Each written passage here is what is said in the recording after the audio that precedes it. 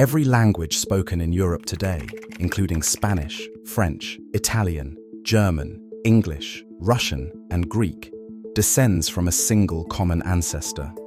Linguists call it Proto-Indo-European. It arrived in Europe approximately 5,000 years ago, carried by people who moved westward from the Pontic steppe, the grasslands north of the Black Sea, and over the following centuries, it replaced almost every language that had existed on the continent before it. In a small region of the Western Pyrenees, straddling the border between northern Spain and southern France, one language survived.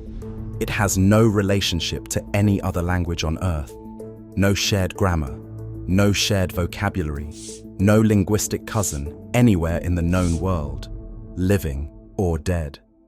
The people who speak it call themselves the Euskaldunak. The rest of the world calls them the Basques.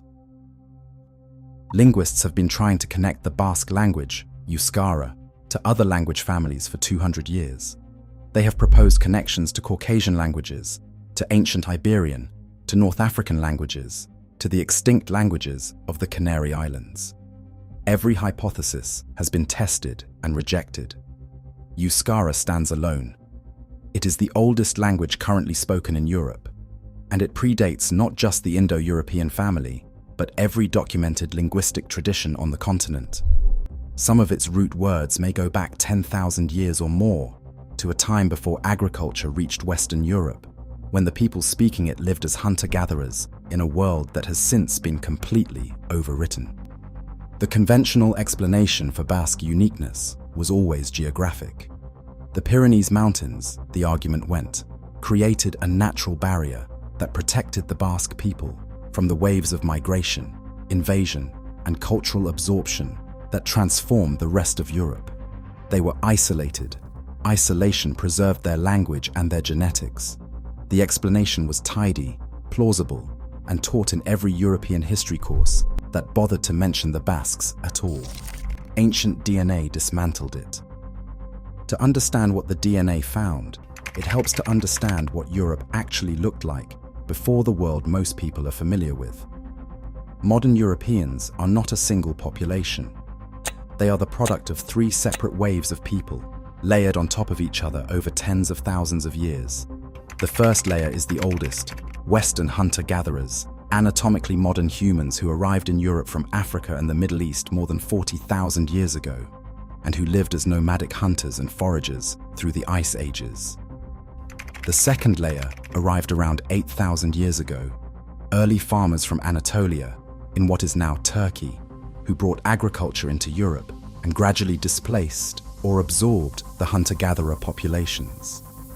The third layer arrived around 5,000 years ago, herders from the Pontic steppe who swept into Europe with unprecedented speed, carrying horses, wheeled vehicles, bronze metallurgy, and the Proto-Indo-European language that would eventually become every European tongue except one. Before the ancient DNA revolution, archaeologists had pieced together this picture from tools, pottery styles, and burial customs. They knew that farming had arrived in Europe from the East. They knew that metalworking and new burial traditions had appeared in the Bronze Age. But they had no way of knowing the scale of the population replacement involved. The assumption, widely held, rarely questioned, was that new ideas spread through cultural contact, trade, and gradual adoption.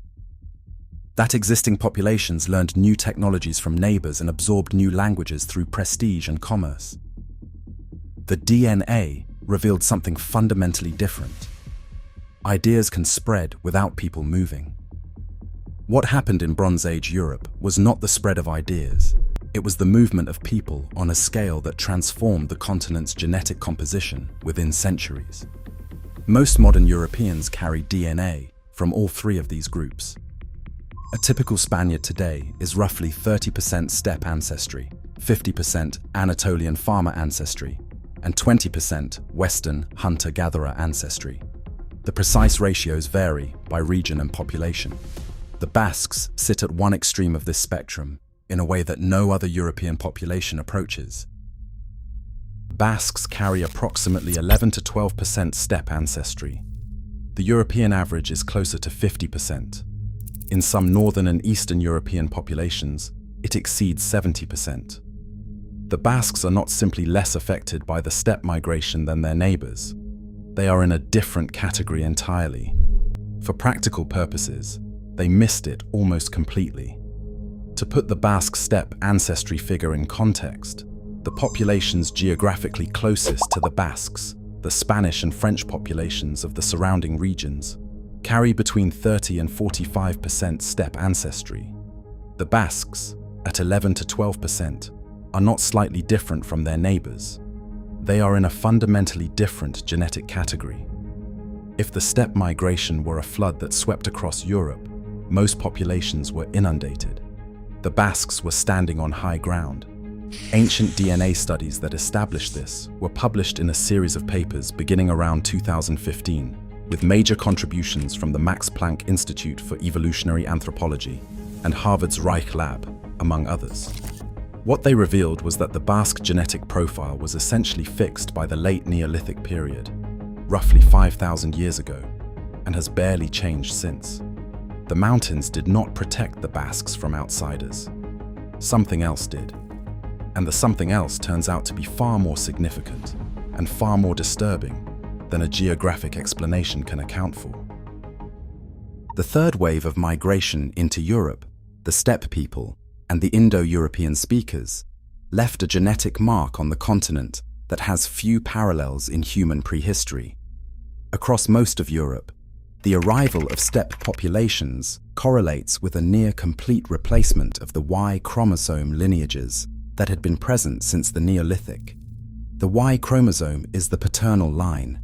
It passes from father to son, unchanged.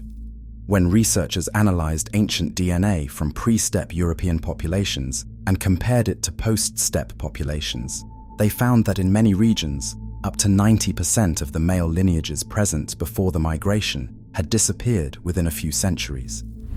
The women's lineages, traced through mitochondrial DNA, showed less dramatic replacement, but still significant change. This was not gradual assimilation. This was not cultural adoption. The genetic pattern is consistent with a massive and rapid demographic event in which the incoming steppe population, predominantly male, based on the Y chromosome evidence, displaced or eliminated the existing male population across vast areas of the continent while absorbing women into the new population. What drove this event? Whether it was organized warfare, epidemic disease carried by the incoming population, or simple demographic pressure, the DNA cannot determine with certainty. What it can determine is that it happened, that it was nearly total across most of Europe, and that it left behind a continent genetically, linguistically, and culturally transformed within a time frame measured in generations. The Basques are the exception. Their Y chromosome profile shows far less steppe replacement than any surrounding population. Their language survived when every other pre-Indo-European European language was extinguished. Their genetic profile remained substantially unchanged, while the rest of the continent was being transformed. This is not isolation. This is resistance, demographic, cultural, and possibly military in nature, a kind that was unique in Western European prehistory. The ancient DNA from the Basque region itself tells a story of extraordinary continuity. Skeletal remains from Basque burial sites spanning the Neolithic through the Bronze Age and into the historical period show a genetic profile that barely shifts across 3,000 years of samples. While surrounding populations were being transformed, the Basque genetic record flatlines. The same ancestral proportions, the same haplogroup frequencies, the same Rh-negative blood type distribution appear in sample after sample across centuries. This is not the genetic signature of a population that was simply slow to change. It is the signature of a population that actively maintained its demographic integrity through a period when demographic integrity, for almost everyone else in Europe, was impossible. A study published in 2019 by Alalde and colleagues, analyzing ancient DNA from across the Iberian Peninsula spanning 8,000 years, made this picture startlingly clear. Across the peninsula, The Bronze Age steppe migration transformed the genetic landscape almost completely. In most Iberian populations, it was total. In the Basque region specifically, the replacement was significantly less complete. The Basque people did not simply survive in their mountains while history happened elsewhere. They held while everything around them was swept away.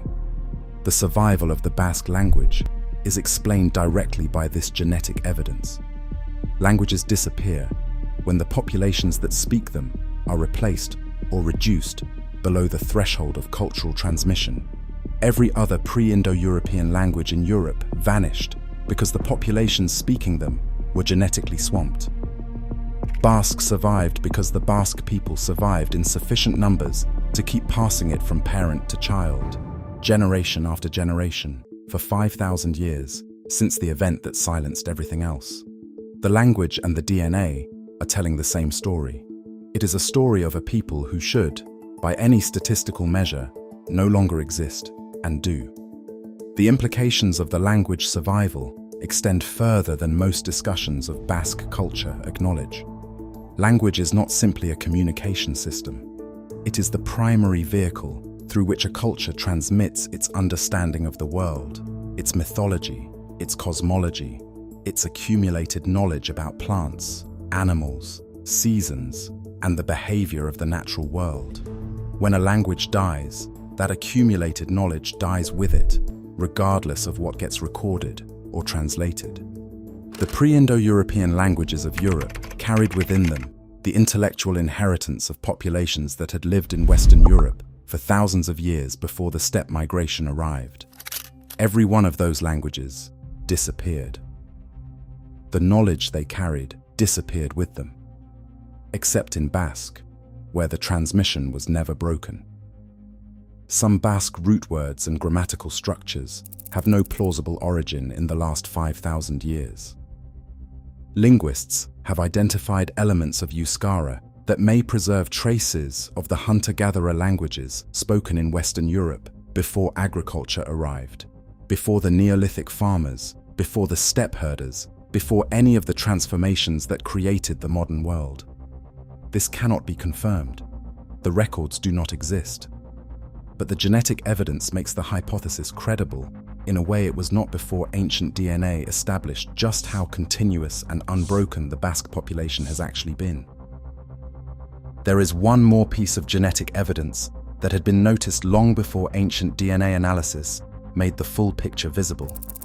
The Basques have the highest frequency of rhesus-negative blood in the world. Approximately 35% of Basques are rhesus-negative, compared to roughly 15% in most European populations, and under 10% in populations further from Western Europe. For decades, the rhesus-negative anomaly was one of the markers that suggested the Basques were genetically unusual.